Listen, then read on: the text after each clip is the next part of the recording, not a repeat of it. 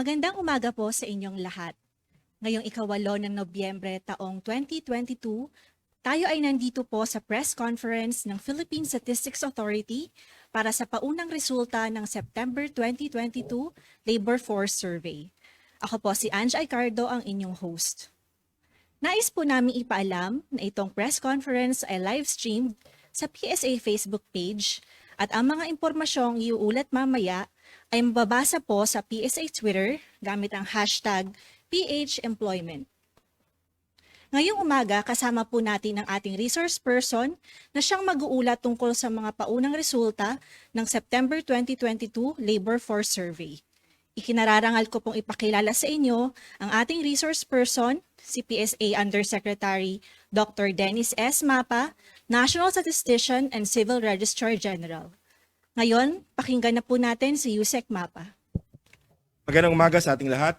Ang Philippine Statistics Authority mag-uulat ng buwanang Labor and Employment Statistics base sa paunang resulta ng Setyembre 2022 Labor Force Survey. Ang pagkalap ng datos para sa Setyembre 2022 Labor Force Survey ay ginawa sa 18 araw mula ika-8 hanggang ika-28 ng Setyembre nitong taon. Nitong Setyembre 2022, 10,959 ang total households na na-survey ng Philippine Statistics Authority.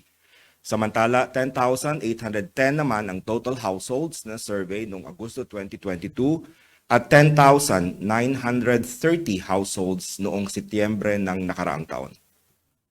Sa populasyon na 15 taong gulang pataas, ang bilang na nasa labor force o mga individual na employed o unemployed ay naitala sa 50.08 million nitong Setyembre 2022.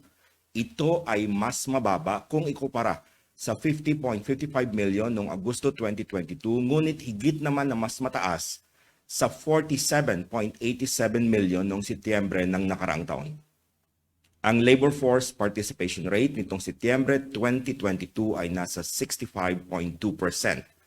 Ito ay mas mababa sa naitalang labor force participation rate noong Agosto 2022 na nasa 66.1%, ngunit higit naman na mas mataas kung ikumpara sa naitala noong Setyembre 2021 na nasa 63.3%. Nitong Setyembre 2022, ang employed persons o bilang ng mga may trabaho o negosyo ay naitala sa 47.58 million. Ito ay mas mababa ng humigit kumulang na 287,000 kaysa sa naitala noong Agosto 2022 na nasa 47.87 million at mas mataas kumpara sa bilang noong Setyembre 2021 na nasa 43.58 million. Ang employment rate nitong Setyembre 2022 ay nasa 95%. Ito ay mas mataas kumpara sa Agosto 2022 na nasa 94.7% at higit na mas mataas kumpara noong Setyembre na nakaraang taon na nasa 91.1% lamang. Ang unemployed persons o bilang na nasa labor force na walang trabaho o negosyo na naghahanap at available magtrabaho nitong Setyembre 2022 ay nasa 2.5 million. Ito ay bahagyang mas mababa kumpara noong nakaraang Agosto 2022 na nasa 2.68 million at higit na mas mababa kumpara naman sa 4.28 million noong Setyembre 2021. Ang unemployment rate nitong Setyembre 2022 ay naitala sa 5.0% o 50 sa bawat 1,000 individual na nasa labor force ang walang trabaho o negosyo. Ito ay bahagyang mas mababa kumpara noong Agosto 2022 na nasa 5.3% at higit na mas mababa sa naitala noong Setyembre 2021 na nasa 8.9%. Ang bilang ng underemployed nitong Setyembre 2022 ay tinatayang nasa 7.33 million. Ito ay mas mataas ng 296,000 kung ikukumpara sa naitalang bilang ng underemployed noong Agosto 2022 na nasa 7.03 million.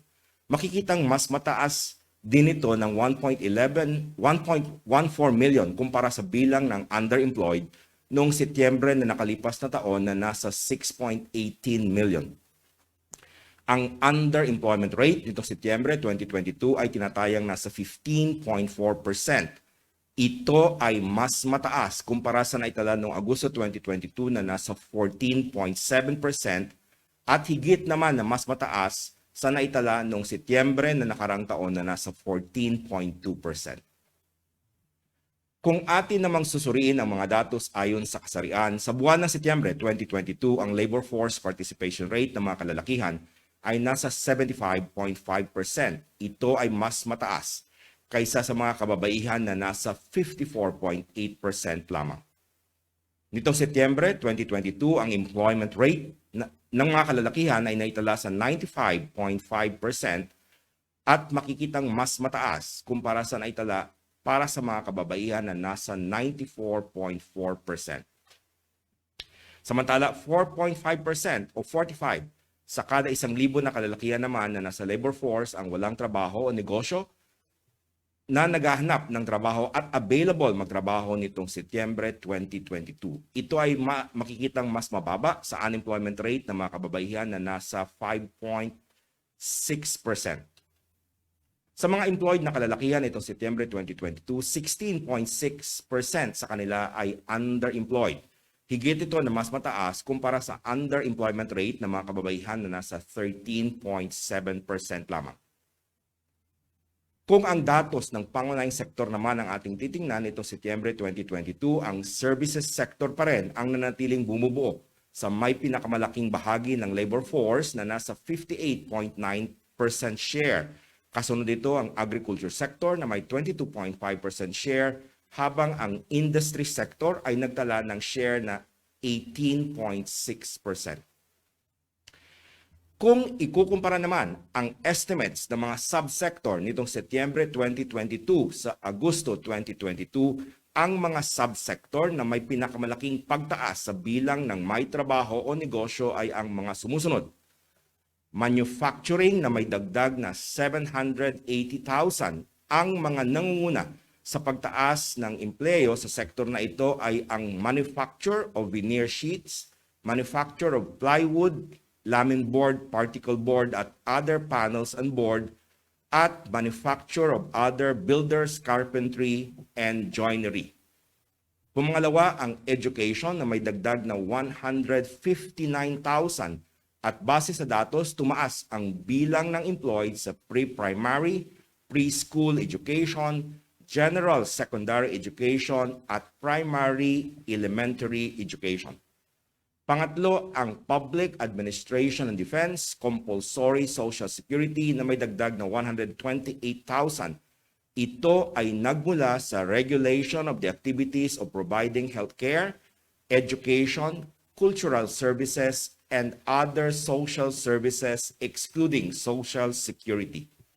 Pang-apat, ang Transportation at Storage, may dagdag na 56,000 at nagmula ito sa freight transport by road tulad ng truck for hire operation, warehousing and storage gaya ng general merchandise warehouse, refrigerated warehouses, storage tank at iba pa, at other transportation support activities. At panglima, ang real estate activities na may dagdag na 13,000.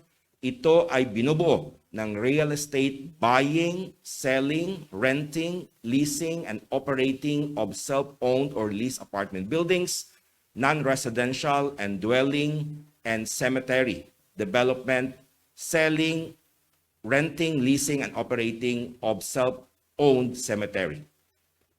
Kung ikukumpara ang estimate sa mga subsector nitong Setyembre 2022 sa Setyembre 2021, ang mga subsector na may pinakamalaking pagtaas sa bilang ng may trabaho o negosyo ay ang mga sumusunod. Manufacturing na may dagdag na 1.09 million, wholesale and retail trade, repair of motor vehicles and motorcycles na may dagdag na 852,000, agriculture and forestry na may dagdag na 599,000, accommodation and food service activities na may dagdag na 482,000, at transportation and storage na may dagdag na 470,000. Samantala, ang mga subsector na may pinakamalaking pagbaba sa bilang ng mga may trabaho o negosyo kung ikukumpara ang Setyembre 2022 sa Agosto 2022 ay ang mga sumusunod. Wholesale and retail trade, repair of motor vehicles and motorcycles, may bawas na 335,000. Nagmula ito sa retail sale in non-specialized stores with food, beverages, or tobacco gaya ng retail selling in groceries, supermarkets, sari-sari stores, or convenience stores. Kasunod ang wholesale of waste and scrap and other products gaya ng fertilizers and agrochemical products. Pangalawa, ang administrative and support service activities may bawas na 289,000 at ayon sa datos, ang pinakamalaking bilang sa pagbaba sa sektor na ito ay ang call center activities, particularly voice tulad ng inbound call centers, answering of calls from clients by using human operators, computer, telephone integration. Pangatlo, ang construction na may bawas na 197,000 at ito ay nagmula sa construction of buildings, construction of roads and railways at electrical installation. Pang-apat, ang agriculture and forestry na may bawas na 120,000 at ang nangunguna sa pagbaba ng employed sa sektor na ito ay ang planting, transplanting, and other related activities, growing of paddy rice at growing of fiber crops. At panglima, arts, entertainment, and recreation may bawas na 105,000. Nagmula ito sa gambling and betting activities, other amusement and recreation activities, operation of sports facilities, museum activities, and preservation of historical sites and buildings. Sa kabilang banda, ang mga subsektor na may pinakamalaking pagbaba sa bilang ng may trabaho o negosyo kung ikukumpara ang Setyembre 2022 sa Setyembre 2021 ay ang mga sumusunod. Construction na may bawas ng 394,000, fishing and aquaculture na may bawas na 138,000, arts, entertainment and recreation may bawas na 80,000, electricity, gas, steam, and air conditioning supply may bawas na 46,000, at water supply, sewerage, waste management, and remediation activities na may bawas na 33,000. Nitong Setyembre 2022, naitala sa 39.6 hours ang average hours work in a week ng mga manggagawa o may negosyo. Ito ay mas mababa kumpara sa naitalang average hours work in a week noong Agosto 2022 na nasa 40.5 hours at noong Setyembre 2021 na nasa 40.2 hours. Tinatayang nasa 34.2% ang mga employed na nagtatrabaho o nagnenegosyo na hindi aabot sa 40 hours sa isang linggo nitong Setyembre 2022. Ito ay nasa 33.2% noong Agosto 2022 habang 34.9% naman noong Setyembre 2021. Samantala, bumaba sa 64.7% ang mga nagtatrabaho ng lagpas 40 hours nitong Setyembre 2022 mula sa 65.6% noong Agosto 2022. Kung ating susuriin naman ang mga datos mula Abril 2020 hanggang nitong Setyembre 2022, ang pinakamababang labor force participation rate ay naitala noong Abril 2020 na nasa 55.7%. Mapapansin din ang malaking pagbaba sa mga buwan ng Oktubre 2020, July 2021 at January 2022. Patuloy naman ang pagtaas nito simula Abril 2022 hanggang Agosto 2022, ngunit makikitang bumaba nitong Setyembre 2022. Mapapansin din ang labor force participation rate nitong nakaraang tatlong survey rounds mula July 2022, August 2022 at Setyembre 2022 ay bumalik na sa pre-pandemic levels noong 2019. Patuloy naman ang pagtaas ng employment rate mula Abril 2020 hanggang Setyembre 2022 mula sa 82.4% noong Abril 2020, ito ay naitala sa 95% nitong Setyembre 2022. Mapapansin na nagkaroon lang ng bahagyang pagbaba noong Enero, Abril, Agosto, Setyembre at Disyembre 2021 at 2 buwan ng 2022, Mayo at Agosto. Ang employment rate naman mula July 2022 hanggang itong Setyembre 2022 ay bumalik na rin sa pre-pandemic levels ng 2019. Mapapansin na hindi stable ang movement ng ating underemployment rate sa loob ng 24 na survey rounds mula Abril 2020 hanggang Setyembre 2022. Ang pinakamataas na underemployment rate ay naitala noong Hulyo na nasa 21%, samantalang pinakamababa ay naitala noong Mayo 2021 na nasa 12.3%. Samantala, ang unemployment rate na naitalang pinakamataas noong Abril 2020 na nasa 17.6% ay nagkaroon ng pagbaba mula Hulyo 2020 hanggang nitong Setyembre 2022. Mapapansin na nagkaroon lang ng bagyang pagtaas noong Enero, Abril, Agosto, Setyembre, Disyembre 2021 at Mayo at Hunyo noong 2022. Mula July 2022, mapapansin na ang unemployment rate ay bumaba na rin na nasa pre-pandemic levels. Dito nagtatapos ang aming pag-uulat sa paunang resulta ng Setyembre 2022 Labor Force Survey. Ang Philippine Statistics Authority ay malugod na nagpapasalamat sa inyong pakikilahok sa press briefing na ito. Magandang araw at mabuhay tayong lahat. Maraming salamat po, Yusek Mapa, sa pagbabahagi sa amin ng mga paunang resulta ng September 2022 Labor Force Survey.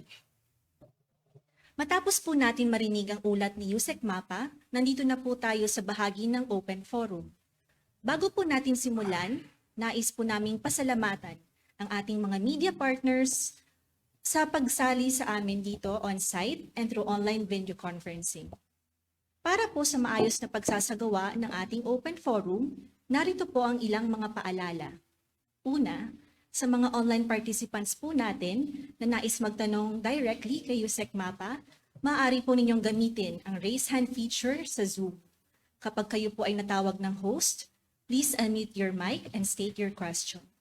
Maaari rin po kayong magpadala ng inyong mga katanungan via Zoom chat kung saan ang host po ang magbabasa ng inyong tanong para kay Yusek Mapa. Pangalawa, para naman po sa ating mga on-site media partners, if you would like to ask a question to Yusek Mapa, please raise your hand to be recognized. Kapag kayo po ay natawag, please state your name and organization before raising your question. Okay, so yun lamang po ang ating mga paalala. Simulan na po natin ang Open Forum. We have a media partner who would like to raise her question. Ma'am, go ahead po. Good morning, sir. Shaira Francisco from morning. TV5. Good morning, Shaira.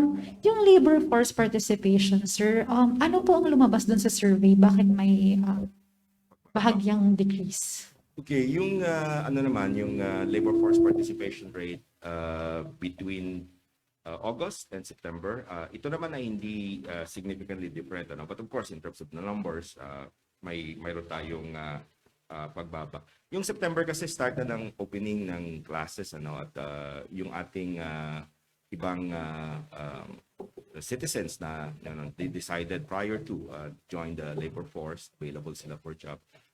Yung nakita namin na karamihan sa kanila ay bumalik sa eskwela. So kaya may bahagyang pagbaba tayo sa number. Pero again, if we do a formal test sa statistics, ito naman ay hindi significant. Pero ito yung mga information na nakalap namin. Thank you. Sir, my last question about underemployment rate. To what do we attribute the increase in underemployment? And itanong ko lang rin po, may correlation po ba siya sa pag-increase din ng inflation? Thank you po. Yung first question mo, tingnan muna natin yung mga sources kung saan ang mayroon pagtaas sa underemployment rate nitong itong September 2022 versus August 2022. Ang isa sa malaking nag-contribute, itong parang dalawa sila, top two actually, yung education na nag-contribute ng 97,000. Kung makikita natin kanina, yung education sector din, ito yung may dagdag din ng 150,000 plus employed. At nasabi ko nga ito yung kadalasan yung preschool, na kung nakita natin naman in the past, ito naman ang maraming nawala.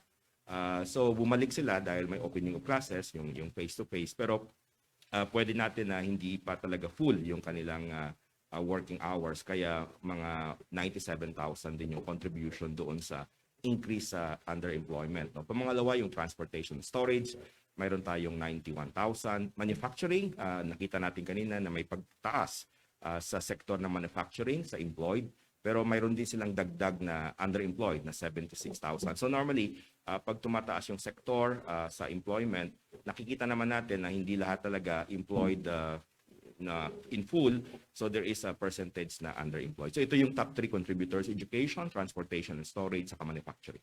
Thank you. Sir, yung correlation po sa Okay. inflation, sir. Yung correlation na wala pa kaming nagawang pag-aaral, ano, siguro yung mga ibang mga researchers natin, pero nakikita namin dito dito sa pagbaba ng ating empleyo, ano, isa sa mga malaking sektor, yung August versus September, ang titingnan natin ay nakita natin kanina ang malaking nag-contribute ay wholesale and retail trade, repair of motor vehicles and motorcycles na parang may bawas ng 335,000. Ang sinasabi ng ating technical staff, tiningnan nila kung saan galing ito. Karamihan dito ay nasa non-specialized stores and with food, beverages, tobacco, mga pagkain, no, ang binibenta, at ang karamihan sa kanila mga self-employed. So ito yung mga sari-sari stores, carts, no. So sila yung unang sa report natin itong September nawala. So while we don't have that link, no, of course we are seeing that we have increasing prices of food and beverages from the inflation report. Thank you. Thank you, Ms. Shaira. We have a question from, I see Mr. Alan Gatos raising his hand. Mr. Alan, you're recognized. Okay. Yusek, so ibig sabihin mo ba dun sa bilang ng mga employed ay nabawasan, pero bumaba naman ang bilang ng mga unemployed? Napunta ba ito dun sa mga underemployed? Yung dun sa labor participation. Pero pag underemployed, may trabaho pa rin, hindi nga lang parang full-time, di ba? So paano natin pagkukonektahin yung mga ganong bilang numero na nakita ho natin? Tama yung analysis mo, ano. Una, magsimula tayo doon sa labor force participation rate. So nakita natin na itong buwan ng Setyembre, bumaba ang labor force participation rate. Bumaba siya ng mga 500,000, no? Close to 500,000, 470,000. So kumonte ang nag-participate sa labor force. Sabi ko nga, ito hindi naman significant dahil 50 million pa rin yung ating labor force participation, ano. Although ang reason nito, sabi ko kanina, ay may portion tayo na they decided to go back to school. Kaya may pagkonte, tumaas ang ating bumaba yung ating number of unemployed, no? At ganun din yung employed natin kung ikukumpara natin yung months of September and October.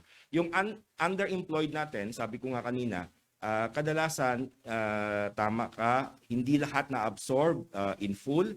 Yung mga sektor na may pagtaas sa ating employed, no, lalo na kanina yung manufacturing, sila rin yung nag-contribute partially doon sa pag-increase ng ating underemployment rate. Thank you. Thank you, sir. Thank you po, Yusek Mapa. Babasahin na po natin yung mga tanong na pinadala ng ating media partners sa Zoom chat.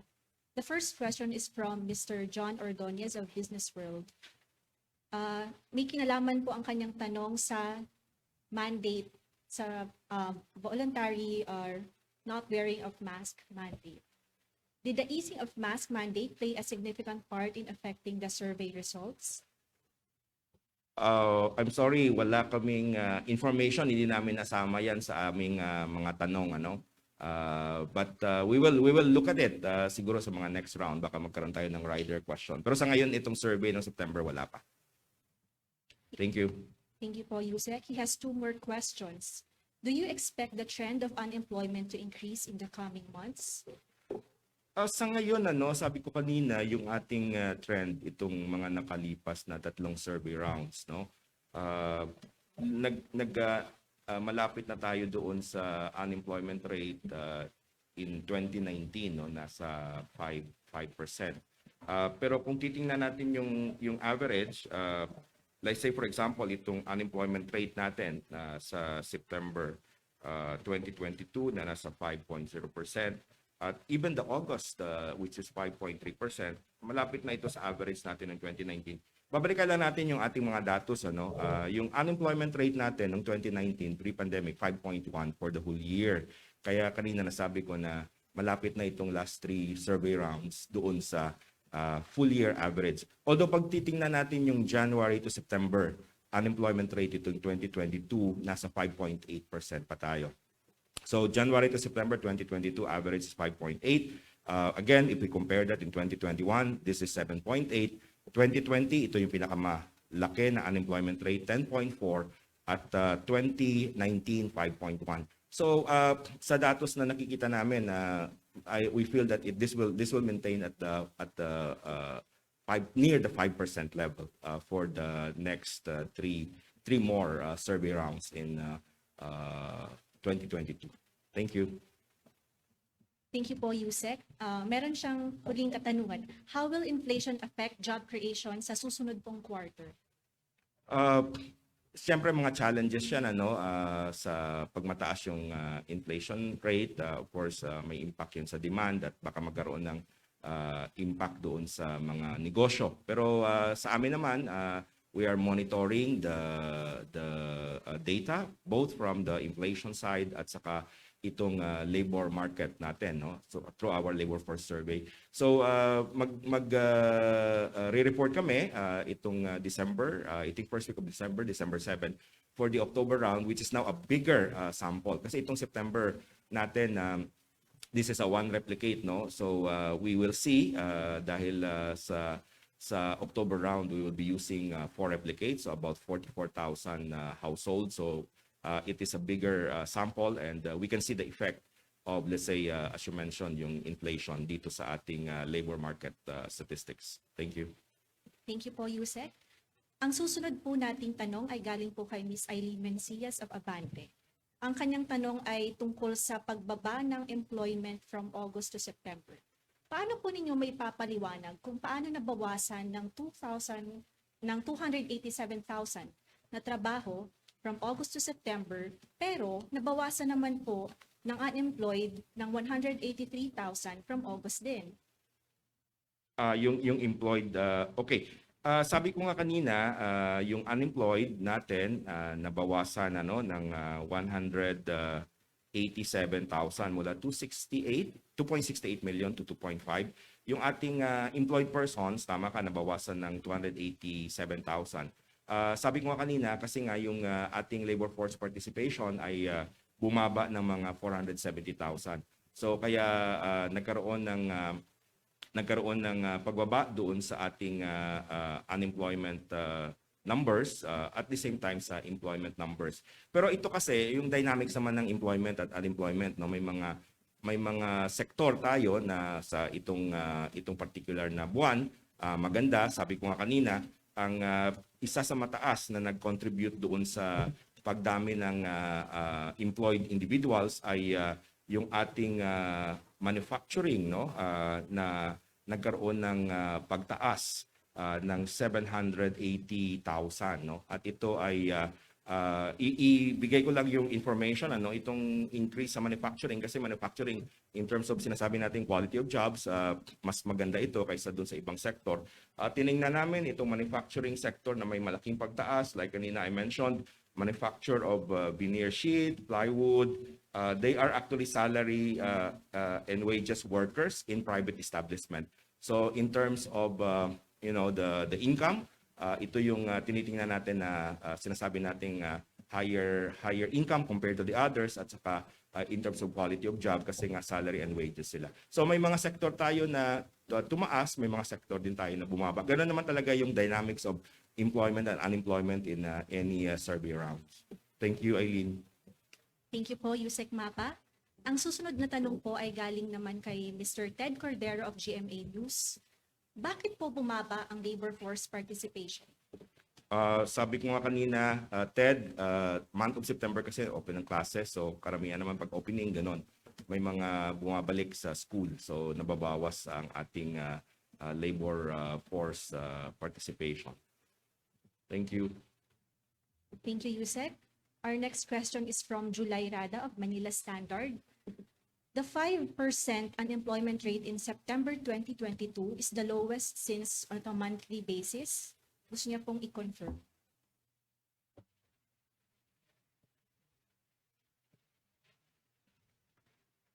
Let's go to 2019. Kasi medyo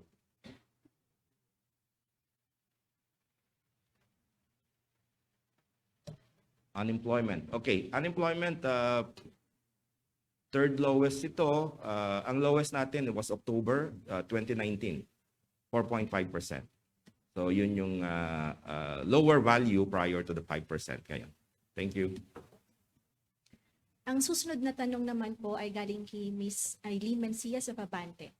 Ang una niyang tanong, would it be safe to say that the drop in employment in call center activities could result in a decline in service exports going forward? And ang kanyang follow-up na tanong, ano po ang dahilan kung bakit nabawasan ang trabaho sa mga call centers? Yung first question mo, makikita natin sa Thursday pag nag-report na ng third quarter GDP kasi nandun yung export of services. So I'll just reserve that answer on Thursday, Eileen. Ang una dito, sabi ko sa mga empleyo sa administrative support activities, sabi ko kanina, call center activities, particularly yung voice, no? May bawas siya ng mga 118,000.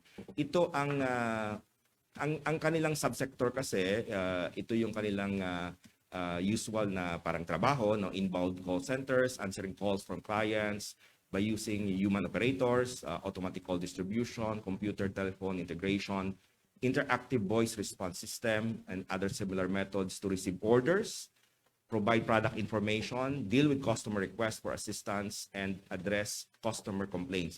So dito siya na sector. In terms of the reason, Eileen, I apologize, wala kasi yun sa aming survey kung bakit sila natanggal.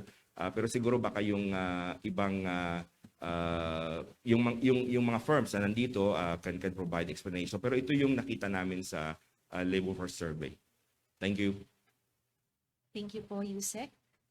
Okay, ang susunod na tanong ay, again, galing po sa Zoom chat. Ito po ay galing kay Ruel Castro from Malaya. On the underemployment rate for September, given na bumaba ang let me repeat that. On the underemployment rate for September, given na bumababa ang unemployment rate, is it safe to assume na mataas ang job insecurity for the public sa survey period? Wala kaming measure on job security. Ang aming mini-measure lang ay employment, unemployment, sa underemployment. Normally, ganito naman talaga. Nakita na natin ito sa mga monthly survey rounds natin. Pag tumataas ang ating employed individuals as a whole, hindi naman talaga lahat ito ay yung 40 hours or more, no, yung parang full-time job. So mayroon talagang portion ng mga na underemployed. Kaya nakikita natin na may mga sectors, sabi ko kanina, na medyo may contribution doon sa ating underemployed in terms of numbers and percentage for the month of September. So I mentioned, for example, isa sa top 3 yung sa education kasi mataas, may dagdag, hindi naman mataas, may dagdag na employed persons sa education sector, primarily yung mga preschool, teachers natin, na ito yung nawala naman in the past. So sa ngayon, dahil nagkaroon tayo ng face-to-face, siguro bumalik sila pero hindi pa talaga buo na yung kanilang work ay 40 hours. So sila rin nag-contribute doon sa ating increase sa underemployed. Thank you. Thank you po, Yusek. Ang susunod na tanong, okay, we have a media partner raising his hand. Mr. Warren de Guzman, you're recognized po. Yes, thank you. Regarding po dun sa call center, may pwedeng ma-discuss yung trend? Kasi it sounds like it's automation related. So may trend ba kayo dun? Sa ngayon, mayroon kaming makukuha namin pero we will extract it, Warren. So siguro we will just send the data. Kasi nakikita ko dito is just the month of August versus September. But definitely we have the data. Hindi lang ito na nakita yung parang time series on the specific subsectors. But our technical staff can provide later. Thank you. A follow-up question regarding sa drop in labor force participation. So 470,000. Gaano kadami din sa mga yon ang nag-opt for education? Okay. Do we have the numbers? Isa kasi sa mga, di ba tinitingnan natin yung ano yung rason at may schooling tayo in terms of numbers. Can you compare the... Okay, ito. Yung schooling, may dagdag kasi August to September, siguro mga 500,000 ang nagsabi na schooling. So may substantial talaga na bumalik sa eskwela. So from 11.2 ano lang to, estimate 11.2 million nung August, naging 11.7 noong September. So lahat ng nabawasan sa labor force? Hindi naman. Ang sinasabi lang, kasi may iba naman na hindi naman sila part ng labor force before. But what we're saying is that there was an increase. We saw an increase of individuals na 15 and above na nagsabi sila na wala sila sa labor force kasi nasa school sila. Pero yung if you want yung 470, kung i-dissect parang yun yung if we have that data. Sino-sino ito? You enlarge it.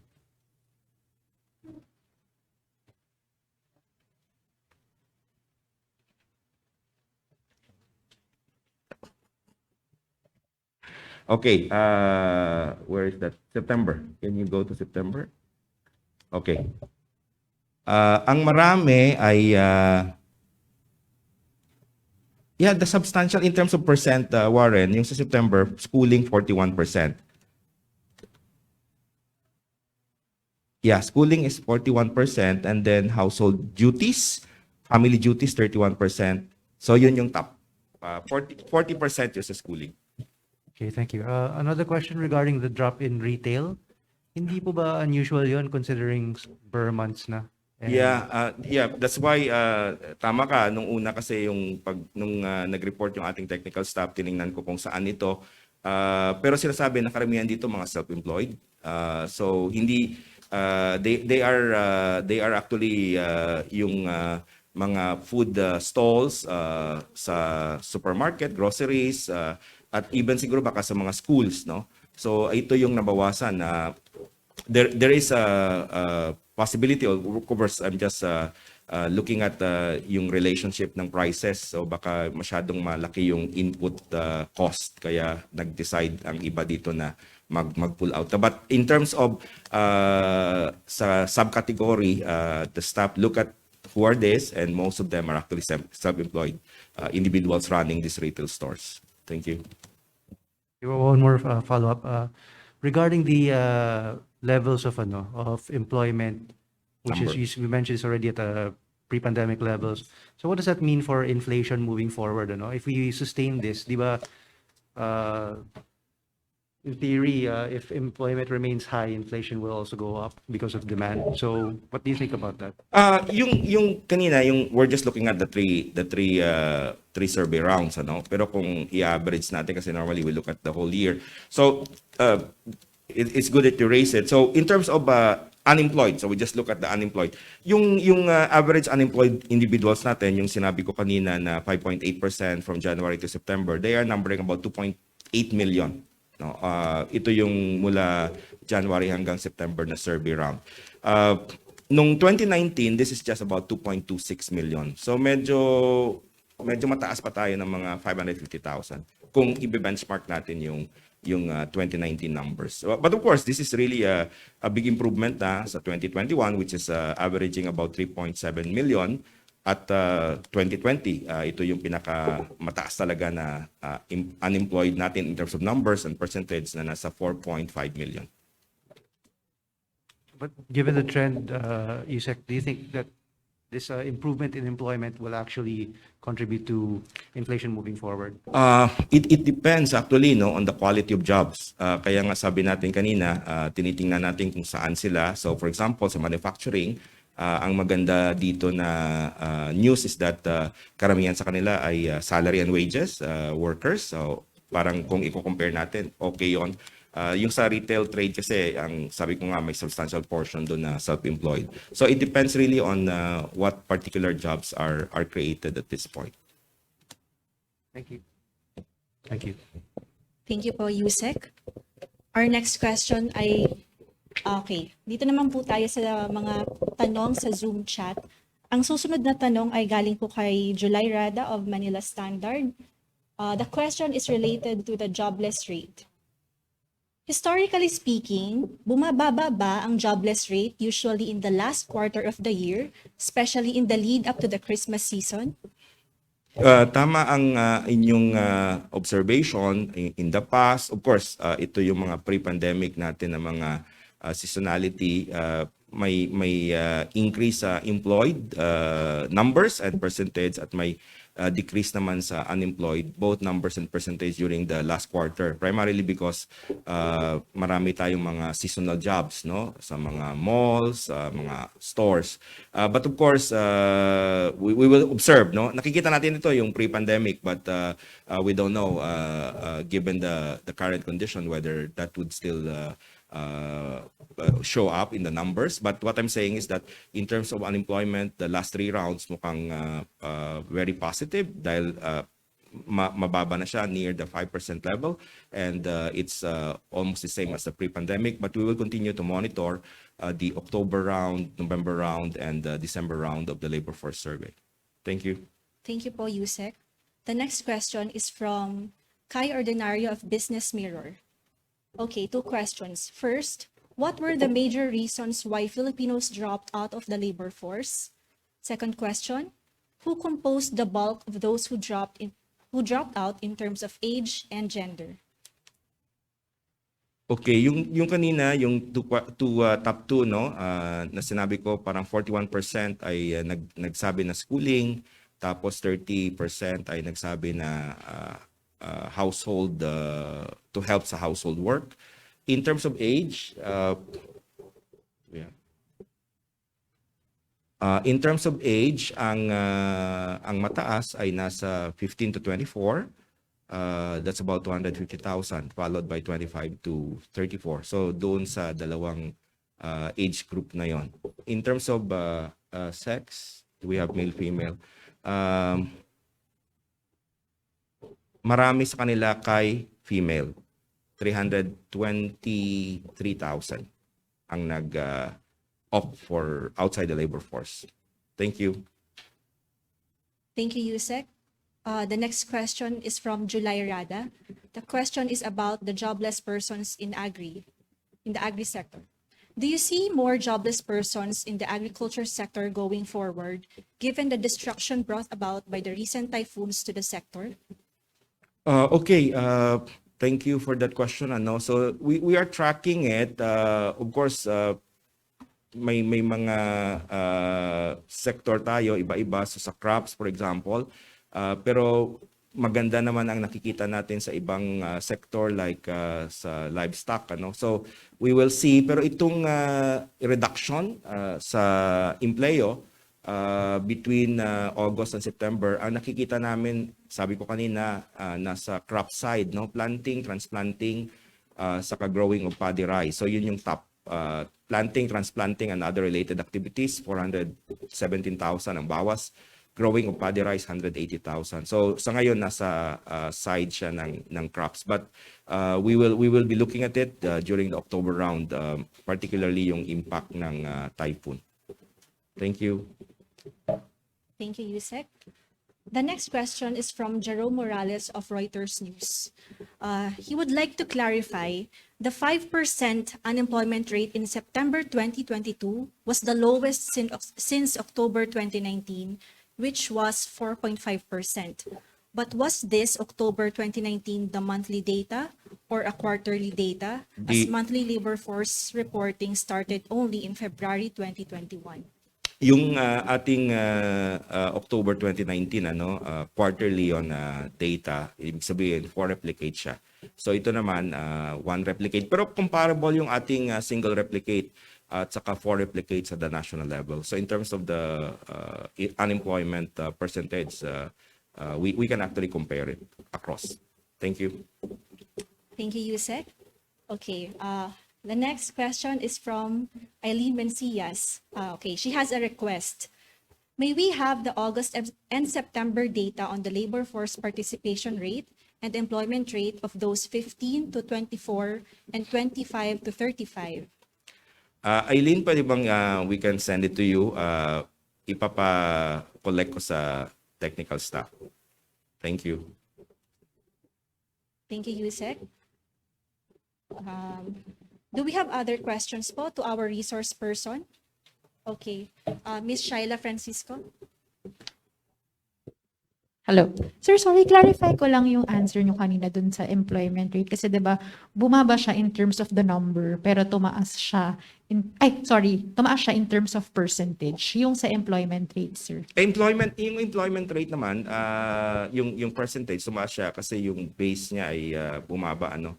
But in terms of numbers, may pagbaba.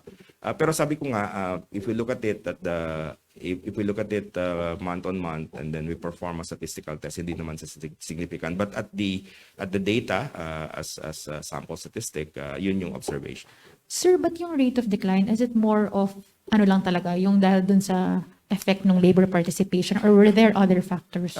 May malaki ang contribution itong sa labor force participation kasi nasa denominator yun. Thank you, Yusek. Do we have other questions po? Okay. If none, we now close the open forum of our press conference. But before we end, may we please request our media partners to accomplish a short evaluation form. The link is sent in the Zoom chat. This form will be helpful for us to get your feedback on the conduct of this press briefing. Again, nais po naming pasalamatan lahat ng nakinig at sumali sa press briefing ng paunang resulta ng September 2022 Labor Force Survey. Sana'y patuloy po ninyong suportahan ang mga activities ng Philippine Statistics Authority. Muli, ako po si Ange Aicardo ng PSA. Maraming salamat at magandang araw po sa inyong lahat. Thank you.